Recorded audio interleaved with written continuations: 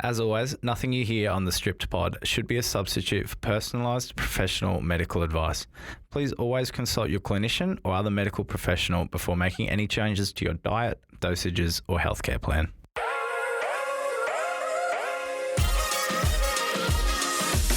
Hello. Welcome back to the Strip Pod, your weekly diabetes fix, where we strip back the stigma for real, honest conversations about diabetes beyond the numbers. I'm Ash, a passionate diabetes advocate and founder of Strip Supply.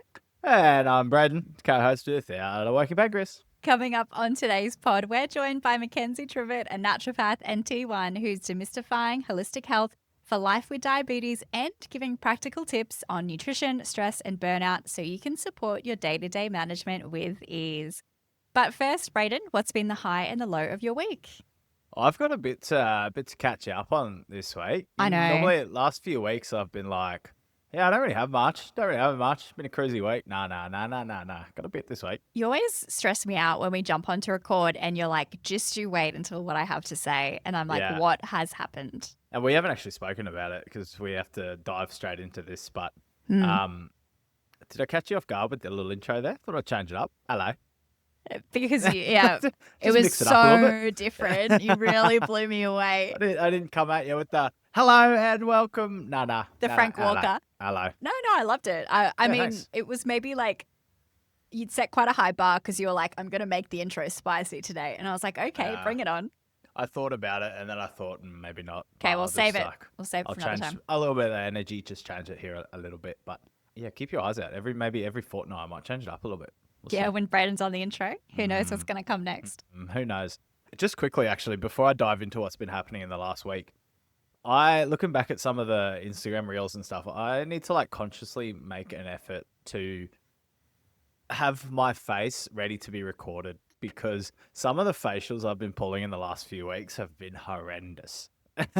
It's kind of my favorite part of editing though, because sometimes for the reels that we edit and post on socials, sometimes I'll grab a portion of your face from a different segment, just so it doesn't totally not match what we're actually talking about and listening to. Just throw me under the bus heaps. No. I feel like I'm trying to help you. Oh, are ya? Is it Yeah. that bad? Oh, sure. Jeez. I hate looking at the camera when I talk as well. I'm sort of all over the place, but I think looking at myself, I'm like, maybe I need to actually just watch my facial expressions and my body language a little bit. No, Although I maybe know I don't. it's kind of daunting having tricky, isn't to watch yourself. Try editing your face Yeah. every single day. And your voice Yeah. every week. Yeah, Nah. I've completely become desensitized to it. This isn't Yeah. me on the podcast, actually. This is You someone have else. to. I don't know We it. have to. Episode 70. Yeah, you'd be used to it by now, Yeah. right? Surely, Yeah. hopefully. Anyway, my week. Wow. Okay, what a week. I haven't mastered the eating and insulin consumption at conferences. I'm going to dive into that. I had a conference last Thursday and my sugars were through the roof and just all over the place because it wasn't a diabetes conference, right? So it was just a work conference and I didn't really just want to rip the pump out in public. And my sugars paid for that big time. So I'm yet to master the conference food intake because God, there was a lot of food and there's a lot of really good food. So heck was I eating, but I was going to say, you can't just leave it. You can't just not eat conference food. If it is good conference, if that is a good buffet, yeah, it you're was. going to go back for seconds and thirds. Yeah, and there was lots of sweeties and savories and a good mixed match of everything and coffees and all the good stuff. So I'm yet to master how to go about that, and maybe dosing. I don't know, in the bathroom or in a quiet space. But anyway, That's okay. that's me at conferences. Judgment-free zone here. Yeah, that was Thursday, and then on Saturday. My gosh, that day. I think you saw this. I think you know what I'm about to talk about. I'm nervous.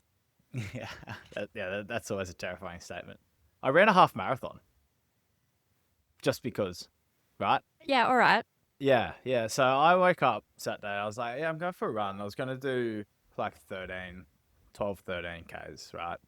And I was just running along and I got to 12 or 13 Ks. I was feeling really good.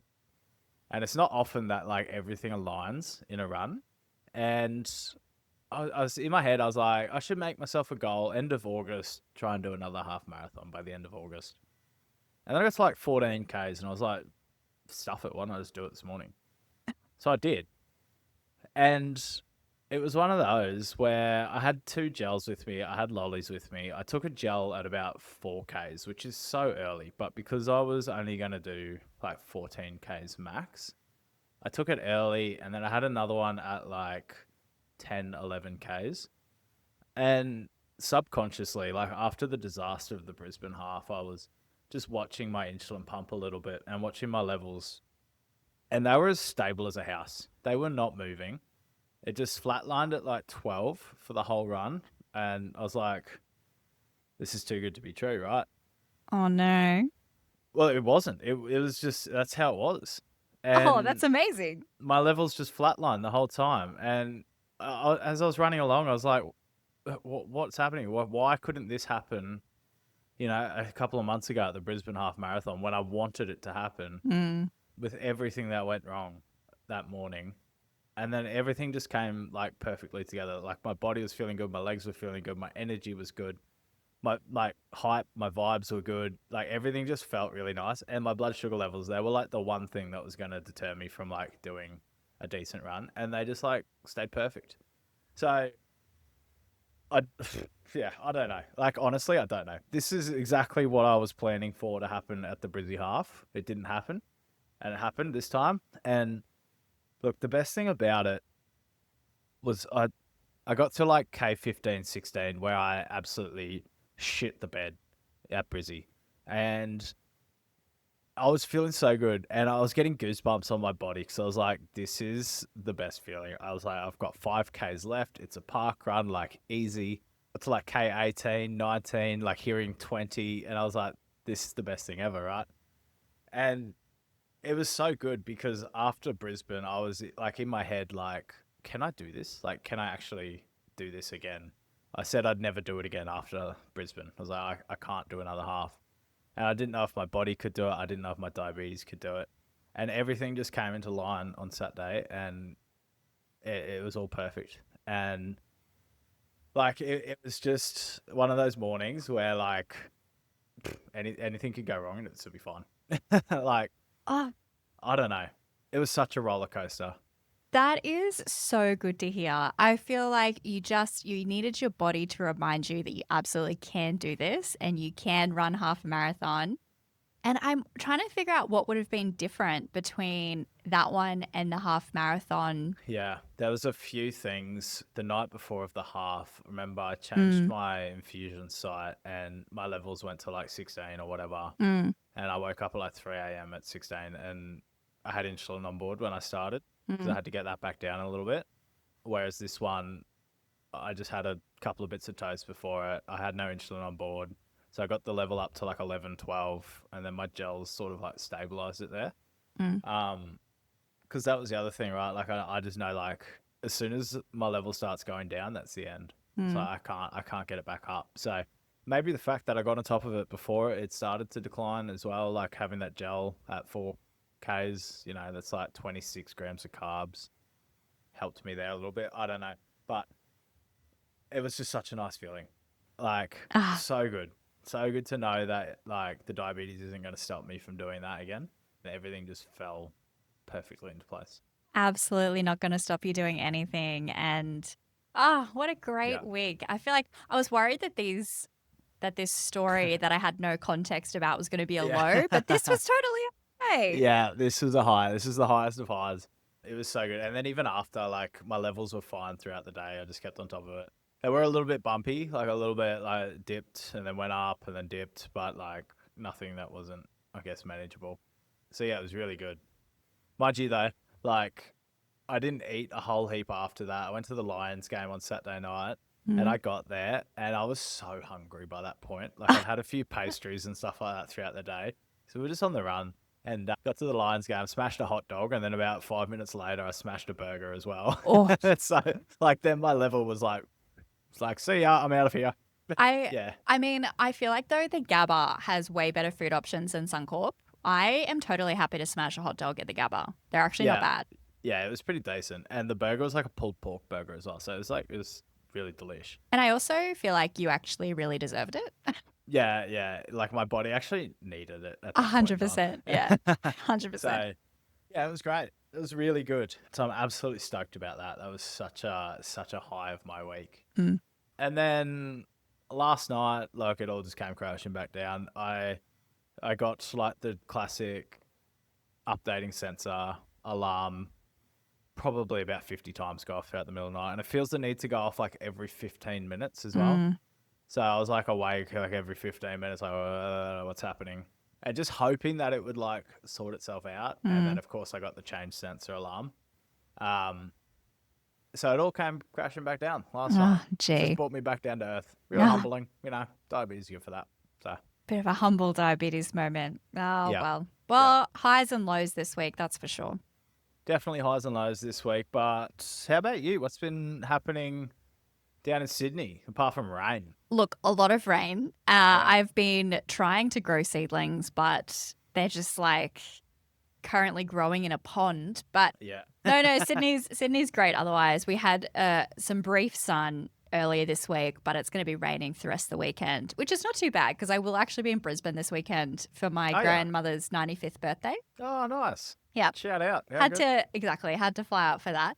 But my high is new. It only happened like a few hours ago. I received a call from a customer today. And if you are a Strip Supply member and if you don't know, there is actually a phone number on our website. And if you have a problem or an issue, you can give us a call during business hours, Monday to Friday. Mhm. And it's me that picks up the phone because it's literally linked to my like personal phone.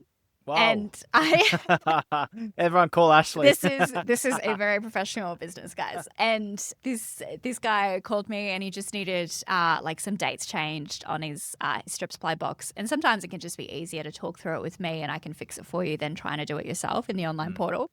But then halfway through this call, he was like, "Wait a second, did you say this was Ash?" And I was like, because I answered the phone, I probably speak way too fast. I'm like, "Hey, this is Ash from Strip Supply. How can I help?" My full-on like customer service voice. And he was like, "Did you say this is Ash?" And I was like, yeah, this is Ash. And he's like, "I love everything you do." He's like, "I follow you on LinkedIn, follow you on TikTok. I watch all your videos." He's like, "I just love everything that Strip Supply does."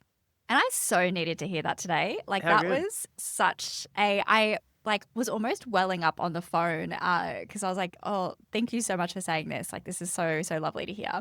Because sometimes like I do get some negativity in my email inbox. People see our videos and then they like to email me directly and just let me know about, they don't like me or what I'm doing or things like that. Yeah. So it's That's what you hear, right? That's what you hear. I know. So it's Everyone so hears nice. that. It's Yep. so nice to get some kind words. That absolutely made my week today. You watch out now. Everyone's gonna Everyone's go gonna to call me. go to the Strip Supply website, find this phone number, and just blow up Ashley's phone during the week. Because I wonder if people probably don't realize that this, like, I'm the only person that works full time in this business. If you ever receive emails from Jane, that is my mum who helps me with customer support. True. And Yeah. Jane isn't actually her real name. It's the name she uses for like when she orders takeaways because she thinks her own name is too complicated for people I have to that too. pronounce. Yep. Yeah. Yep. And then we have one like casual uni student who helps us in the pharmacy. She's a pharmacy assistant. She helps us pack. And Yep. then that's it. Like that is the Strip Supply team. That is so funny.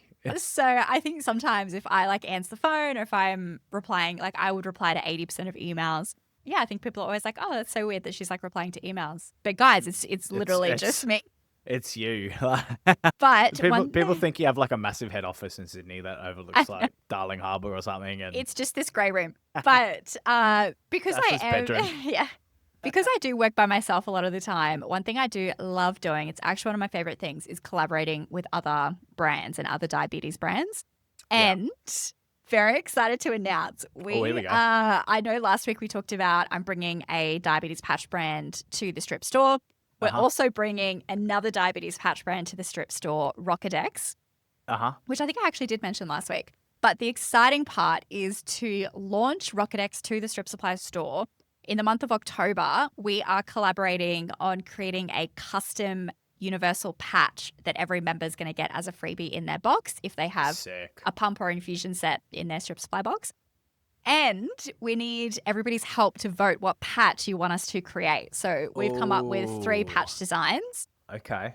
2 of them are red, obviously, and then one of them is blue as a nod to Diabetes Month, which is happening in November.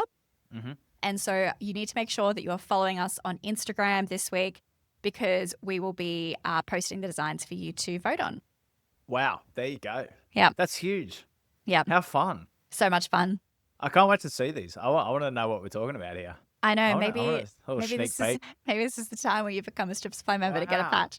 Or maybe I'll be nice and I'll 100%. send one to you. But yeah, Cool. so that was my high of the week. And you know what? No lows. I'm happy. Unreal. I'm feeling How good. Yeah. Can I just say, after we mentioned, what was it? Rockedex? Yeah, Rocket X. Yeah, after we mentioned them in the pod last week, and like I don't have like Facebook, Instagram open on my like computer or nothing. I was getting ads like nothing else. And I have no Always idea listening. how. Because like my phone can't even hear you talking, right? I know, A- yeah. And I don't think I said the brand name at all last week. I could be wrong, but I don't think I did. So I have no idea why I'm now being targeted by these ads. Smart. Like Very, very smart. I know, like I've always said, like your phone's listening, right? Like I'm saying it now. I'm probably going to only get ads for Rockedex, but like that was so freaky. But they look cool. I saw the like They are. heart-shaped ones. Yeah. I was like, oh yeah, And they were the ones that I fine. was talking about last week. yeah. I put 2 and 2 together after I started seeing them everywhere. But like I was like, what the heck is going on in my algorithm right now? Because I don't know how that happened. I have know. no idea. It's probably better just to not even try and figure it out. No, Dumb. definitely not. If I start talking about like 4x, what is it? Am I going to get We'll beer see ads? we'll see if you get beer ads. Anyway, they're too good. That's Too awesome. good. I can't wait to see the designs. I know they're going to be Everyone really, really definitely cool. Make sure you jump on over and vote because that's pretty sick. So, Yeah. yeah, no more of us waffling. Let's go. Let's dive into today's episode. And joining us today is Mackenzie, a type 1 diabetic and naturopath whose personal journey with type 1 diabetes fuels her passion for supporting others through holistic health in her clinic, Naturally Vibrant. Mackenzie, welcome to the Strip Pod. Thank you. I'm excited. I'm very excited, Oh, actually. good. We're so pumped to have you here as well. Yeah. Before we dive into, obviously, the first question that everyone will have on their lips is what is holistic health and what is a naturopath? I'm sure I'm not alone there. But let's dive into you personally and your diabetes journey. And do you want to take us back to your diagnosis and when you were diagnosed? Yeah. So it's classic progression picture, but I was diagnosed when I was 16. It was actually on Boxing Day. Oh, I think I barely, yeah. I actually think I slept all of Christmas Day that year. I Oh, no. don't actually remember it. Oh no. But I was on Boxing Day. Well, actually, in the whole lead up to it, I was very in and out of consciousness. I was sleeping a lot. Yeah. So my memory is actually a little bit blurry about the whole event. But I remember vividly arguing with my dad. We were on holidays and we're at the Byron Bay Hospital. My dad was like, you need to go in. I was like, I am not going in. He's like, you need to go in. Yeah. I was like, I'm not going in. Who won this argument? Who won? Her dad Yeah, won, yeah. obviously. And then I think we made a deal on we just have to stay for 30 minutes and if we don't get seen, we can leave or something along those lines. I walked in and I remember they pricked my finger and the girl was like, oh, I'm new here. I'll go out the back and come back. And I think it started clicking in my parents' head. Me had no idea. Yeah. And then I just remember being in a hospital bed and I don't know if I made this up or if this is true, but I think I went to the bathroom. I think I looked myself in the mirror and I was like, you need to pull it together. Like, you're not staying here. But I actually, I don't know if that's a real memory or if that's just something I made up in the moment. You gave yourself a little But, pep talk mid-diagnosis. Yeah. Pull it together. Come on. Because at this point, I still hadn't been officially diagnosed. And then I was rushed to a bigger hospital in the back of an ambulance. And I remember the ambulance driver having to shake me to keep me awake. Oh, She's wow. like, you cannot fall asleep, like stay awake. And I was like, I just want to sleep. Yeah. And then, yeah, that big disorientating moment of like, yeah, you have type 1 diabetes. We're going to put you on.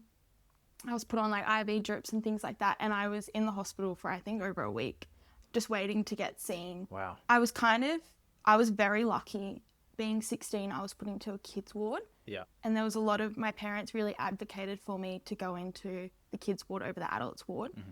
That would have made a huge difference in my diagnosis story because I got much better care, a lot of empathy and understanding. I had my own room. I think I would have been very overwhelmed if I was in the adults ward. Mm-hmm. Yeah. But yeah, I was spending time in hospital, and to be honest, it went really quick for me because I was sleeping for a lot of it. Was this because your level was high or low? High. Yeah, okay. But they think that I was like high for 12 months. Oh my goodness. Yeah, it was like just lucky that I was so active that I was able to maintain my levels. Yeah. And yeah, I was like, when we were in the Byron Hospital, Mum and Dad, I remember them telling me that like they were like, you're minutes away from a coma. Oh my God. Yeah. Oh my God. That is terrifying. Lucky Dad won the argument. That's all I can say. I was about to say that. Like, here you were, didn't even want to go in, giving yourself a pep talk in the mirror, and then you're in there for a week in and out of, like, you know, potential coma. Like, Yeah. that is terrifying. Yeah. Yeah. Yeah. Shout out to Dad. Lucky Dad dragged you in there, eh? Do you remember, I guess, being diagnosed at 16? You're a little bit older. I was 11. So I can't really remember too much of my life before diagnosis. But do you remember being 16, like, what it was like pre-diagnosis and then, like, post-diagnosis? Can you, like, differentiate those two periods? Yeah, definitely. In a weird way, I think it worked in my favor. I don't know if this is because I'm a very much glass half full type of person, but I had really good understanding of my body, so I could recognize when I was going low and I could communicate that or problem solve it myself. It wasn't like I had a great support team, but I was very autonomous with my decisions. I didn't have to like rely on other people to treat me, which I think I'm very independent. So I probably would have struggled, and I probably would have been very like, no, if I got diagnosed at a younger age. Yeah. Yeah, so it kind of worked in your favor a little bit. Yeah. And it's kind of like that tricky time to like you start drinking and things like that. And I just opted out. I was just like, oh, it was my excuse. I could just be like, no, I can't drink. Sorry, I have diabetes, and no one would question that. So I feel like in that way as well, it worked in my behavior. My favor. What's in your favor? favor? That's Yeah. I gotcha. It's funny how I suppose that you can always put a spin on it, right? And I think, you know, diabetes for me has also had a major effect on my life in the sense that I know a lot more about food and I live a much more active, healthier lifestyle because of it. And you think too, like obviously that sort of saved you from, not saved you, but like sort of potentially stopped you from doing things that, you know, might have been a detriment to your health and your body, right? Yeah. It almost had like a protective mechanism of behavior to it, ironically. I definitely saved myself a few like headaches and things. Oh, 100%. Yeah. I know all about those. When you were diagnosed, did you go straight onto an insulin pump, or were you on pens, or how did that work when you were diagnosed? I was on pens, and I just stayed on pens. I've never actually tried an insulin pump. Okay, so you still use pens? Yeah. And you find that works for you? Yeah. I have very good control. A pump seemed a bit limiting to me at the time because I was so active. Like I was dancing, I was playing hockey, tennis, all those things. Yeah. It just didn't seem like a good option. Yeah. It was always like I was always well communicated from my educators and things like that it was an option, but it was just something that I didn't opt for. Yeah, no, totally fair. Do you use a CGM now or anything, or you do? Yeah. Which one? I'm on the G7 now. Oh, okay. Yeah. I also think I was really lucky when I was diagnosed. The first CGMs came to Australia within like 6 months. Yeah. that was game changer. Yeah. Like that makes a huge difference to understanding things. Like initially my parents were waking up during the night to prick my finger and things like that, and being able to eliminate that was really handy. Absolutely. Did you, so obviously you went straight onto the CGM as soon as you could. Yeah. Yeah. How do you find the G7? It's not good. No. Okay. It's okay. Yeah. It's like, it's getting better, but I've definitely had ups and downs with it. Yeah. We actually had a conversation about it last week. If you have to dive back and listen to it, but a lot of people are having issues with the G7. So that's interesting. Would you go back to the 6, do you think, or stick it out and see what happens, or? I actually have a couple of 6s in my cupboard, Nice. and I told myself that if this one fails, I'm going back. Oh, no. So you're at that point now, it's like make or break G7. Yeah. yeah. To be fair, this one hasn't failed yet, but it does get annoying. I could imagine. Like, I have issues with mine too, and I think everyone does, but it's just so frustrating. It's just tech. You want it to work, and when it doesn't, it's very frustrating. With your injections, are you a stomach injector, leg, like whereabouts? I haven't injected for a long time, so I don't know what's best. Whereabouts do you? I've only ever injected in my stomach. I know other people inject in other places. A few of my clients do like their legs and stuff like that.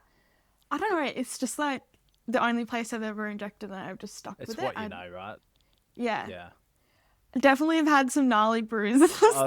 Yeah. That was my next question with injections. Is if you get the wrong spot, yeah, you know about it, don't you? Or if if you hit a hard spot, do you get hard spots on your stomach from injecting? Or? Yeah, definitely. Yeah, it's a tricky balance, isn't it?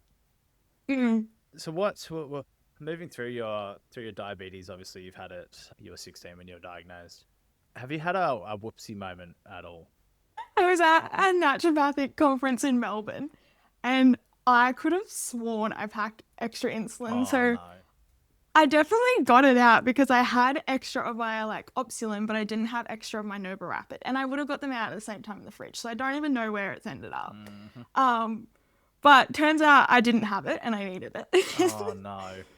But I realized it at 7 p.m. on a Friday night. Oh no.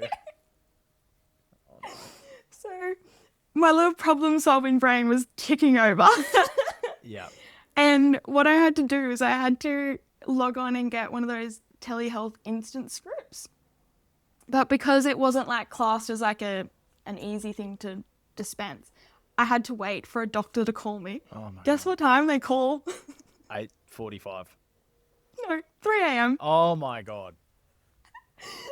And I had to tell this doctor my full medical history, and he was like, "Why didn't you pack extra?" And I was like, "If I had extra, I wouldn't be." Yeah. Are you serious? Oh my god. So what happened? So then he sent me a e-script to my phone. But I was there for a naturopath conference. I didn't want to miss the first day of my naturopath conference. Of course. Yeah. So what I did was I ate my breakfast, and then I walked down the street to get into my Uber to get there so that my levels would come back down. And then I was really lucky when I was there was heaps of food options. So I kind of low carbed it for that day. Yeah. And then afterwards I went to a pharmacy and got my script to fill. Oh my god. So you kind of just had no Novorapid for the whole day, basically. For a day. Yeah. God, that's terrifying, isn't there? There's no worse feeling. Your gut just drops. Yeah. And I was like, what do I do here? Yeah. This is new territory. Yeah, you really have to think on your feet, hey? You really have to think on your feet. That is terrifying.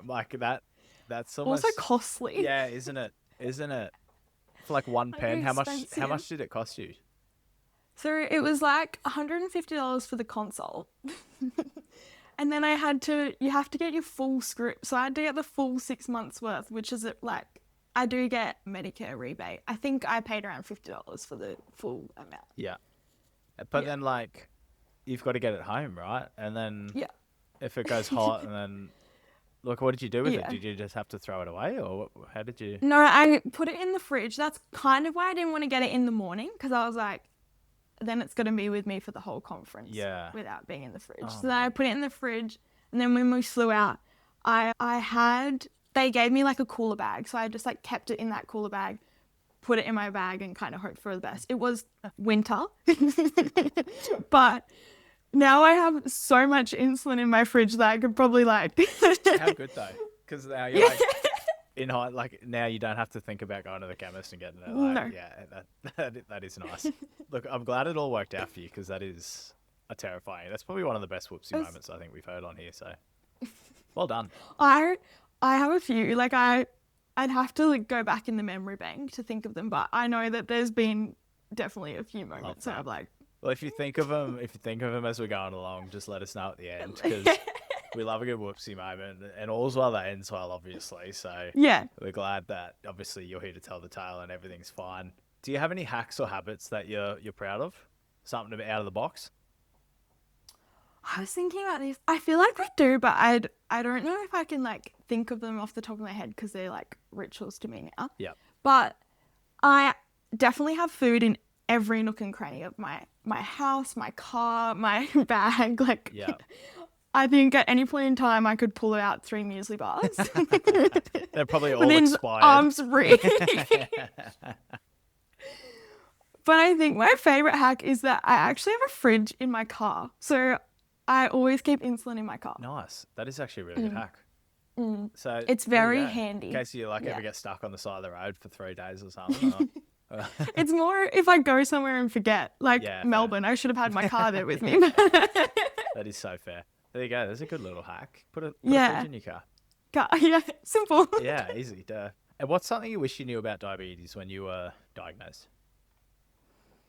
For me, probably more like your menstrual cycle and how that can affect your blood sugar levels. I think I was really harsh on myself when I was younger because I would have perfect control and then all of a sudden it would go haywire and I didn't know how to fix that.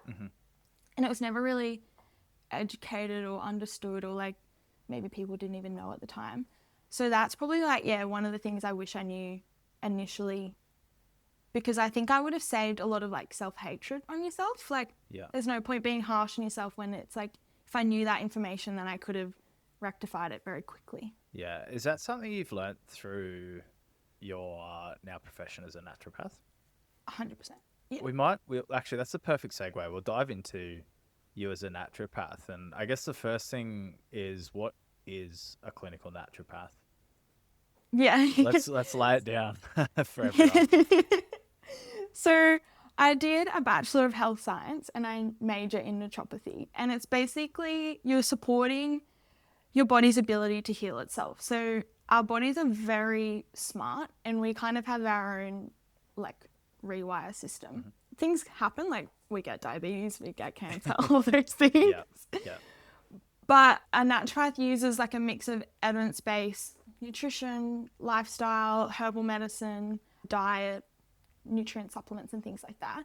And we're just looking at the root cause of someone's health concern. So we don't just look at symptoms of that specific concern. It will be more looking at your whole body. So if someone, say, came to me with type 1 diabetes, I'd be like, what's their stress like? What's their elimination pathways like? Are they exercising, diet, lifestyle, their gut health? Like your gut lining and your immune system are hand in hand. So if your gut health is impaired, you're going to have an impaired immune system, which means that you could get more autoimmune conditions like type 1 or a thyroid condition and things like that.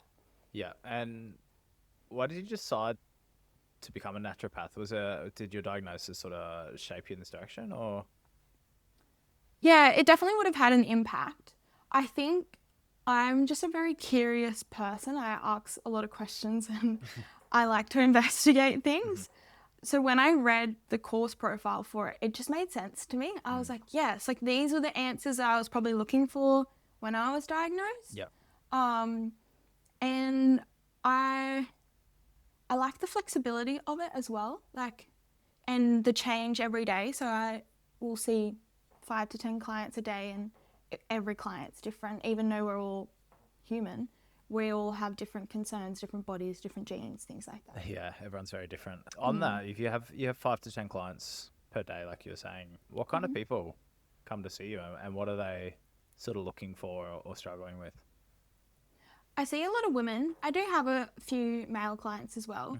The most common things are like gut health, hormones, mental health, and energy, I would say. So a lot of like bloating, constipation, food intolerances, hormones, so like period pain, PCOS, endometriosis, irregular cycles, people coming off contraception pills, and then like stress, anxiety, fatigue, burnout. Burnout's a huge one. I see a lot of people with burnout. Yeah, it's kind of the people who, a lot of people come to me and they'll be like, I've tried everything and I want a fresh, like, holistic perspective on it. And I'm like, that's me. Yeah, hello, you come to the right place. Yeah. When people come to you, obviously, with these sorts of like concerns, how do you, I guess from a professional standpoint, how do you go about prescribing, or I don't know what quite the right word is, but once they come to you and then you sort of then go on the journey to help them, assist them, how do you go about that? Like, what's the steps for you in your profession? Yeah, so our framework is different in terms of every person. It will be a little bit different. But say if someone came to me with like bloating and constipation, I would be looking at how they chew their food. Are they eating with distractions? What are they eating? You kind of work from like your head down, basically. Mm-hmm. They're going to the bathroom every day. Is their liver functioning properly? Are they having too much caffeine? Are they overly stressed? There's a lot of different factors that you need to address. Like an initial consult goes for an hour and a half. So we have a lot to like talk about in that time. And then return consults are about 45 minutes. But it's more, we learn a framework of holistic treating. So like I know if someone tells me like gut health, I know like what I need to ask questions about to understand what their gut health is like. Does that make sense? Yeah, absolutely. Just on holistic, we obviously mentioned holistic health a fair bit. What does holistic health actually mean? And furthermore to that, I suppose, especially for someone with a chronic condition like type 1 diabetes. Yeah, I wish there was a better word for it. I don't actually love the word holistic health, but it's the only one that kind of encompasses it all. Yeah. It is basically looking at the whole body. So like I said earlier, when we go to an endocrinologist, they're just looking at our diabetes, where if you came to see someone like me, I'd be looking at your diabetes, and then I would also be looking like stress, sleep, all these other factors to see how that impacts your diabetes. As type 1 diabetics, we're definitely predisposed to a lot more things, and our gut linings are kaput, basically. So you're more likely and susceptible to other autoimmune conditions, SIBO, bacterial infections.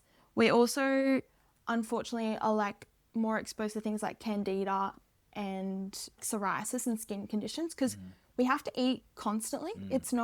We unfortunately don't get to listen to our body's signals a lot. We have to fight against them and eat for survival sometimes. Yeah. So that can have a big impact on like your nervous system along with your gut and your immune system. And so some people just don't have like digestive capacity to break down that food at 3 a.m. when they're going low because their stomach isn't firing to be breaking food at that time. So it's kind of, looking at all those different factors in supporting the person with whatever they're coming with. Because a lot of people that are my type 1 diabetic clients, they obviously come with their levels and things that they want support with.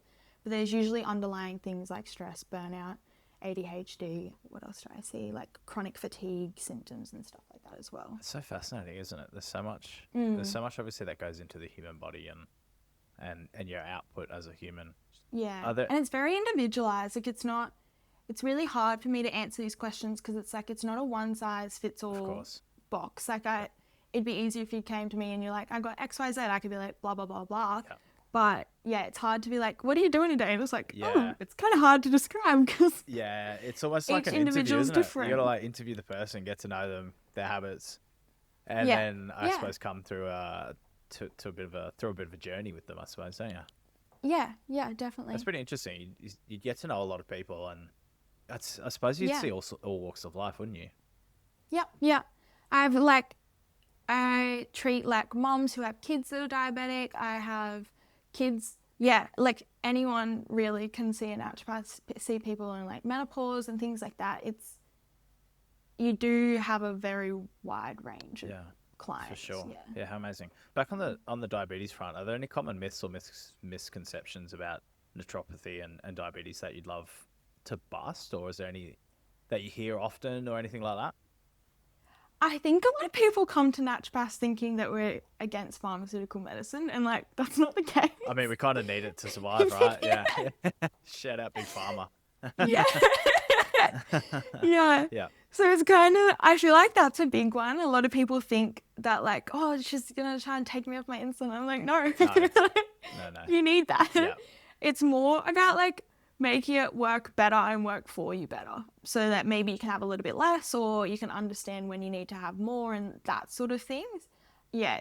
It's more about working together rather than against. And what on that, what do you sort of prescribe, I suppose, as an outcome as a naturopath? Is it like all like herbal, natural sort of medicines and stuff like that, or how does that Yeah, work? so we have herbs. They taste awful. But they're Moisturise. herbal. Yeah. Sometimes I have clients that come back and they're like, don't give that to me again. Like, give me tablet form. Good. But yeah, they're herbal extracts. So we have like cinnamon, withania, it's like hundreds. And then we have nutrients, so like vitamin B, magnesium, those sorts of things. But it's kind of a bit different to your stock standard. So it's all practitioner only grade. So magnesium, there's like 10 different forms. So like the form that I would prescribe would be different to a form that you would say find in Coles. Okay. And then we can do compounding. So for people, I might do like amino acids and B vitamin blends and stuff like that in a compound. So it's a bit easier for the client to take. Mm-hmm. And then a lot of food-based support as well. Okay.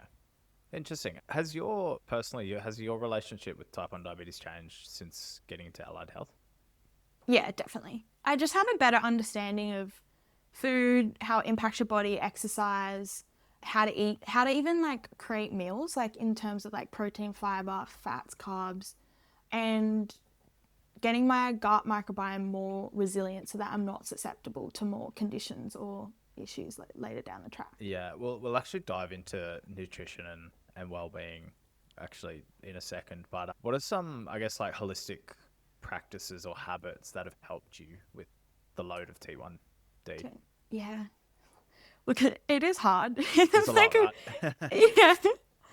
I think like movement for joy, not punishment. So like just going for a walk because I can. Mm-hmm. Yoga, Pilates. I love going to the gym. Like I love doing weights and strength sessions. Yep. I'm also big on like team sports. So I play like pickleball and tennis and all sorts of stuff, which is really fun. Yeah. And then I think having like your team and like a connection. So like whether that's like a nutritionist, a naturopath, a psychologist, friends, family, just like some sort of like support network, because it's really handy when things can feel a bit heavy at times just to be able to go blah, blah, blah, and then you don't have to hold on to it anymore, or having those people that you can rely on. We always say a support network is so important for type 1 diabetics, and it's interesting that you say, who's in your support network? Who do you lean on when you need someone? Obviously people come to you a lot, right? And you're bearing the load of other people. Who do you go to? I'm really lucky. I have some great friendships and my parents. Yeah. The day ones. Yeah, shout out to parents. And then I actually see a psychologist quite regularly. I find that really helpful for me. Yeah. Yeah, they're kind of my main top three. Yeah, brilliant. Well, we'll dive back into nutrition and what that means for you. How do you approach nutrition as a type 1 diabetic naturopath? Like, is there any small differences or things that you swap that make a big difference? Yeah, I definitely focus on like blood sugar balance first. So protein, fiber, healthy fats, carbs in every meal. Mm-hmm. Don't believe in like perfect eating, but I believe in like smart eating. Yeah. So I will have like apple cider vinegar before food if it's really carbohydrate dense. Incorporating things like cinnamon and stuff like that can be really beneficial. And then adding protein to like majority of my meals is like life-changing. That makes such a huge difference for me. I have to ask, the apple cider vinegar before carb-heavy meals, what does that do? It helps break down the carbohydrates in your digestive system so that not as many carbohydrates go into your bloodstream. Is that right? So do you still not diagnose, do you still dose for like the full amount of carbs that you're eating? You can have a bit less, I find. Okay. Yeah, interesting. Yeah. I might have to give that a go. I don't know. Apple Yeah. cider vinegar tastes foul, doesn't it? It's Yeah. shocking. Yeah. But it's really ironic because it has other benefits as well. This is the naturopath hack coming out. yeah. No, fire away. This is so interesting.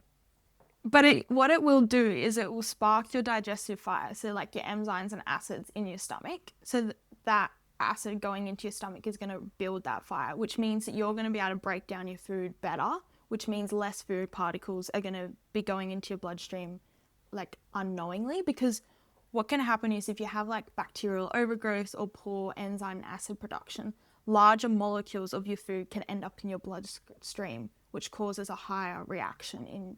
So like that from your bloodstream, it would be spiking technically normally to your pancreas to give insulin, but because we have to inject it, you would need more insulin for that same meal compared to if you had a really good enzyme and acid production to break down your food. Is that right? Like I've seen on social media and stuff, people taking apple cider vinegar who aren't diabetic, and it's just for health purposes. So yeah, it's not like a be all end all, but it's just a trick to have in your back pocket. yeah, right. There you go. There's one to try anyway. And see what happens. And you mentioned cinnamon as well. What does cinnamon do? Cinnamon's really good at regulating your blood sugar levels. It's a traditional like Ayurvedic medicine. True. So I'm learning so much today. I'm sure everyone else is too. What's the go there? What do you sort of do with it? My favorite one is for people who have oats in the morning. Add cinnamon to your oats and it will like help mitigate that high GI spike that you experience. True. Or some people experience. Yeah, right. There you go. Well, there's another one to try. Don't say we don't give you anything, people. We're helping you out here. How good. You mentioned as well in that same vein that you sort of eat smart, right? So what does I suppose a normal day look for you on a plate? Yeah, so I love bacon and eggs. So I actually have like a bacon and egg burger for breakfast every day. Oh my God. I love that. And I like load it up with like rocket. I sometimes put tomato in there, avocado, some bacon and eggs. And that is like my breakfast. Yeah. And then I'll usually have like sometimes a mid-morning snack. And it's usually like some sort of fruit. So I love kiwi fruits at the moment, having that. My lunches are usually like a source of protein. So this week I made almond, sun-dried tomato, lamb balls. So I had that with some, I think I made like a stir-fry vegetable mix and some sweet potato. So we've got like protein, carbs, fats again. And then my dinners have been like roast chicken and veggies this week. It's not like, it's just more having that protein source with my carbs. It's my personal preference. I don't really like rice and those sorts of things. I've just never really gravitated towards that even before I was diagnosed. Most of my carbohydrate sources are from vegetables and fruits. And that's so fair, right? Like run your own race, especially when it comes to food and what you enjoy and what you find works for yourself. So obviously there's a lot of people who will push the chicken, broccoli, rice diets and that sort of thing, but it's finding what works for you in the balance. I love food, so like the idea of eating chicken, broccoli, and rice makes me want to cry. Yeah. Well, that's the thing, right? You have to enjoy what you eat as well. So it's finding that balance, isn't it? Yeah, definitely. Yeah. How do you navigate? I suppose you touched on it earlier about like pharmaceutical medicines and stuff like that. But how do you navigate the balance between natural remedies and the medical side of type 1 management? Well, yeah, like we said earlier, like insulin will always be the foundation. Like it is life-saving. It's keeping me alive right now. Yep.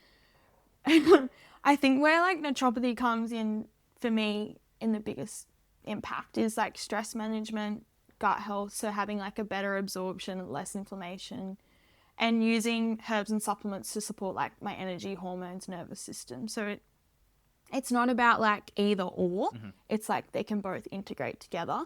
I do have a lot of really great relationships with some doctors that I'll refer back and forth to get like blood tests done for clients or like medication reviews and things like that. And some doctors are very open to it and we'll have like great conversations with. Some aren't. I think it's just like a lack of education around like, we're not here to argue with you, we just want to work together. But I think it's definitely moving in a positive direction rather than a negative direction. Yeah, no, brilliant. And look, I'm going to be completely honest here. This is something that's absolutely blown my mind as I'm reading it. but we should be aiming to eat 30 different plant foods each week. Is that right? Yeah. What does that do Yeah. for you? What does that do for your gut? And I guess how do we do that? Or what do you do? What do you recommend? Well, I guess This is blown To my start mind, back- by the way. Like, if you can't tell, I'm like, what? But yeah. we're gonna like start at the beginning. So your gut microbiome is like a community of bacteria, fungi, microbes all living in your gut together. So they help like digest your food, regulate your immune system, influence your hormones, affect your mood even. So you gotta kind of think of it like, I guess like a rainforest. There's the more diverse, the healthier and more resilient your gut microbiome is. So each plant food feeds a specific fiber in your gut. So eat every food, say for example a pomegranate, it contains things like polyphenols and other nutrients which feed the different microbes in your gut. So the more variety equals like a stronger, more balanced ecosystem in your gut. So that's why you need to be aiming for 30 so that you can feed all of these microbes in your gut so that they're living in abundance rather than living in like scarcity. So they're like a little community in your gut. Like, Yeah. think about your Yeah. neighborhood, right? You want happy neighbors. Yeah, Yeah, right. exactly. And the more that you have the good guys, the less that the bad guys can even exist. So you're less likely to get like bacterial infections or candida, fungi, etc. because all the good guys are there like, haha, you're not coming in. They're fighting the good fight. Yeah, yeah. So how do you go about this? Like, what sort of things should people be looking out for or eating? It is like tricky, but it is also, I think you can make it fun. So herbs and spices count. Okay. So you can be using like ginger, turmeric, rosemary, etc. Different coloured fruits and vegetables. So if you always opt for like a red capsicum, I challenge you to get like a green one or a yellow capsicum because they actually feed different microbes in your gut. Nuts, seeds, legumes, whole grains is a big one as well that people forget about. They're all still plant-based fibres. And then you can still opt for things like frozen veg or tinned veg. They're fine. You just want to probably more look for an organic option rather than just a snap frozen one. Yeah, right. There you go. So there's some options to keep your neighbors happy within your gut. How good. Yeah. Before we jump into, I guess, the next little section, is there anything you think the diabetes world overcomplicates when it comes to food or lifestyle? Probably the idea of like cutting carbs out or going on like strict diets. I just don't really think it's necessary. Carbs aren't the enemy. They literally are what insulin's designed for. Like we're meant to have it. Yeah. And so it's not about restriction. I would say it's more about pairing and portioning things. So like, yeah, my mantras kind of work with your body, not against it in that sense. Yeah, I think it's important, isn't it? Just to find that balance. And obviously, if you enjoy eating, a pizza, like go and eat the Yeah, pizza. have it. Yeah. Just know that, know Food- what's going to happen, right? Yeah, and food is just as much for mood than it is for energy and your body. Like, have the pizza, enjoy it. Yeah, Like- I love a good mental health meal. There's nothing Yeah. wrong with that. They're like a Friday, Saturday mental health meal. Like 100%, Yeah. just everything in moderation, right? And just know Yeah. the effect that it's going to have on your diabetes. Yeah. You touched on a little bit earlier just about burnout and mental health. And I guess particularly when it comes to type 1 diabetics, we take on a lot more than the average human. Like they say 180 extra decisions a day, right? Which we know. And I guess the burnout's real. But is there any signs you think or you know of that people should look out for? Any tips that you use to navigate it? Yeah. Have you experienced it yourself? Yeah, Yeah. definitely. It sounds weird, but I feel like we're in a constant state of burnout because our nervous system never gets the opportunity to switch off. Yeah. There's not a moment, as we know, in our day where we aren't thinking about our levels, and then if we do, we feel guilty that we've forgot about it, but we haven't actually forgotten about it. Yeah. You just think about it and then, yeah. Yeah. Yeah. Yeah. So I guess my tips, this is where I really love herbs because herbs are really great at building your resilience and just supporting your nervous system. I think this is when my naturopathy brain comes into place here a lot and just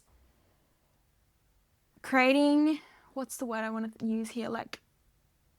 Creating more opportunity for resilience even though our environment doesn't change. So making our nervous system that little bit stronger, having things like withania, passion flower, things like that in your system so that it can like down regulate quite quickly if you have a spike in cortisol, because that's when you're going to start having like causing havoc if you're constantly having those spikes in cortisol, and then it's going to lead to a quicker lead time to burnout and things. How do you go about juggling burnout?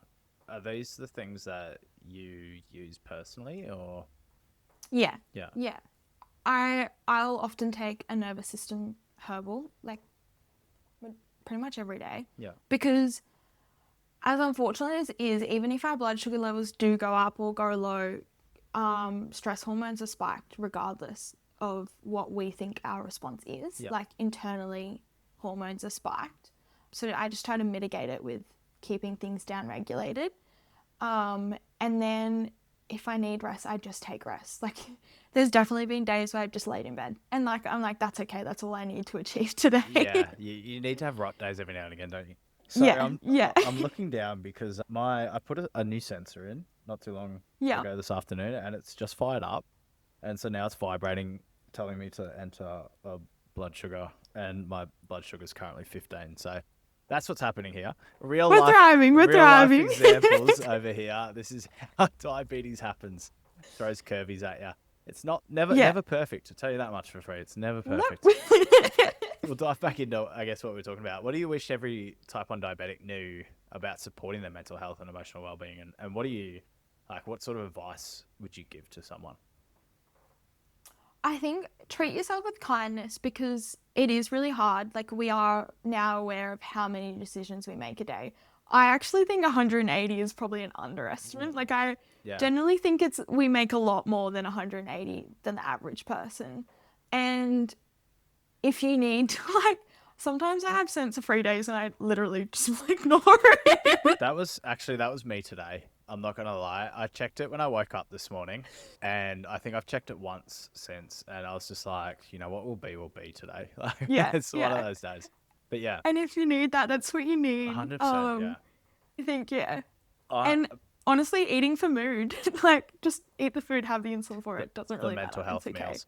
Just back on that sensor that you were just talking about, I've been known, like, if I'm having sensor issues, I'll just take a day or two, because I don't want to deal with it like vibrating all the time or the pain of inserting it, right? And I think it's important for people to know that that's okay.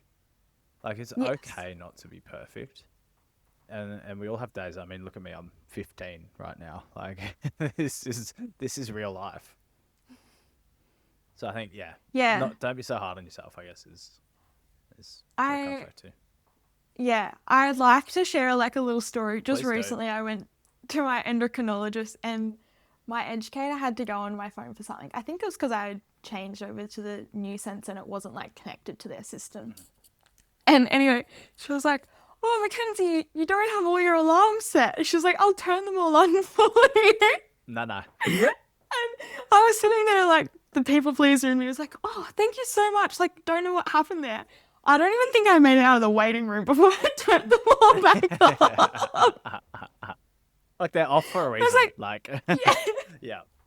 Well, I don't need to know that I'm mildly high. I'm high. I already know. Like, I don't need the noise with it. Yeah, especially in the middle of the night. Like, just let me sleep. Yeah. They're off definitely. for a reason. How bloody annoying, honestly. Read the room. Yeah. Look, I want to dive into some rapid fire questions with you real quick, but is there anything else you want to touch on in terms of holistic health, naturopathy, mental health, burnout, anything at all that you want to add? No, I feel like we've covered it like really well. I think it all really comes down to like be kind to yourself and have a support network. That's my I think biggest that's tips. like really important advice. If anyone's going to take anything away from this episode, I think be kind to yourself and have a good support network. I think is a really good takeaway. Rapid fire. I love this segment, to be honest. What's one thing you used to believe about diabetes or health that you've changed your mind on? That we can't eat sugar. Classic. Nice. If you seen the amount of chocolate I consume, you'd probably be concerned. See, there you go. Even the naturopath is eating chocolate. So, and I know this is a rapid fire, but a cheeky hack is what you can do sometimes is you overdose your meal so that you know that you get to have the chocolate and Nice. it's therapeutic. Nice. Like it's for Yeah. health. Like you have to. do Yeah, it. I have to. Yeah. It's not even a want, it's a need at Huge, this point. huge. I think we're all guilty of that, eh? Like sometimes, like oh, I want to be a little bit cheeky after this and get myself a little snack. Yeah. What's your go-to hypo treatment? I like muesli bars, like the Carmen's protein muesli bars. Do they are they a bit of a slow burn? Do you think they don't give you like that rapid? Yeah, I find I do come up within 5 minutes if that, Okay. but I don't spike high and then come low because they have that protein and I stay stable for longer. There you go. I was finding when I was having lollies and stuff, I would go up and then I'd crash back Oh down. yeah. Where I don't get that with those bars. Yeah, nice. Well, there you go. That's a nice little hack. I ride that like lolly roller coaster hard. I love lollies as a hypo treatment. I don't eat them any Yeah. other time, but like when I'm low, I'm like, oh hell yeah, lollies, let's go. What's the weirdest place you've done a blood sugar check? Oh, I don't even know off the top of my head because I have a CGM. Yeah.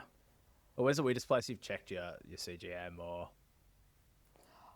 Honestly, I am constantly checking it. I'm really lucky I have an Apple Watch so I can see it at all True. times because Yeah. that's one of my bigger like anxiety and like what takes up my most thought process. So I like that I have my Apple Watch and I can just look and go, yeah, okay, we're good. Well, I guess since you're on pens, what's the weirdest place you've done an injection?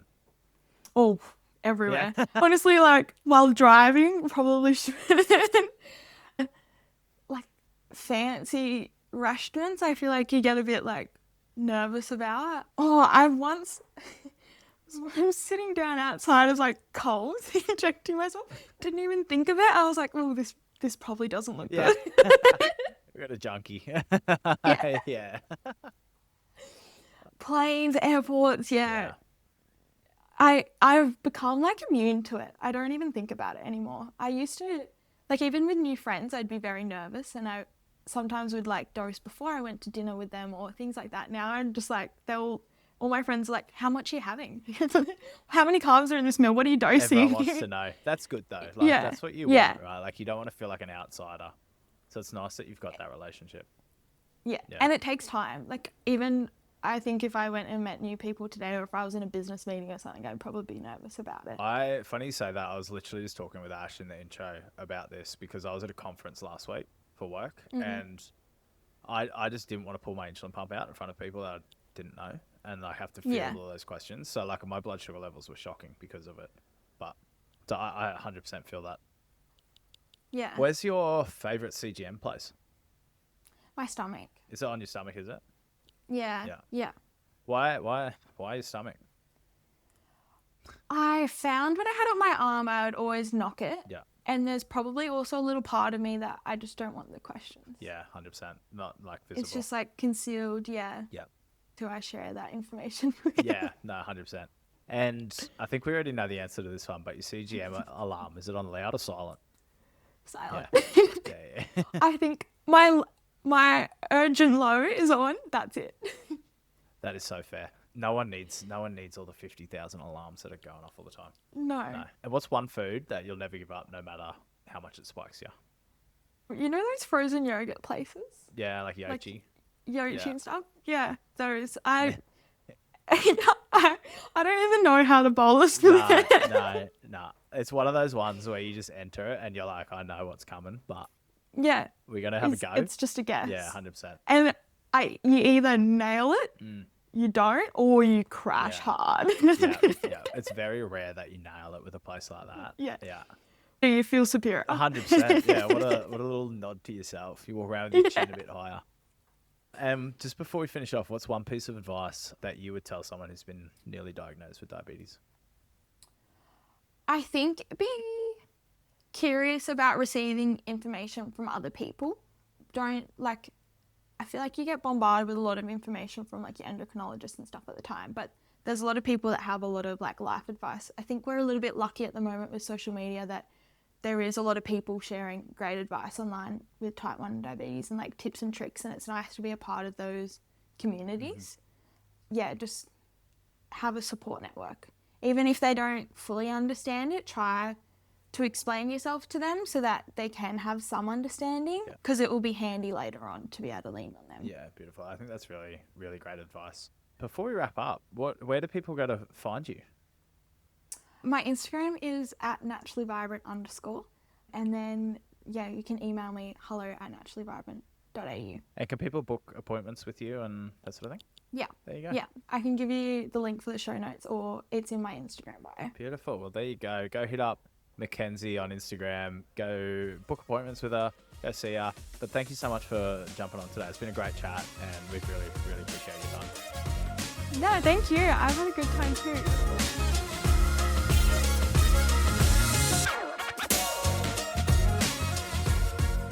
Strip Supply acknowledges the traditional owners of the land we have recorded this podcast on. We pay our respects to their elders past, present and emerging.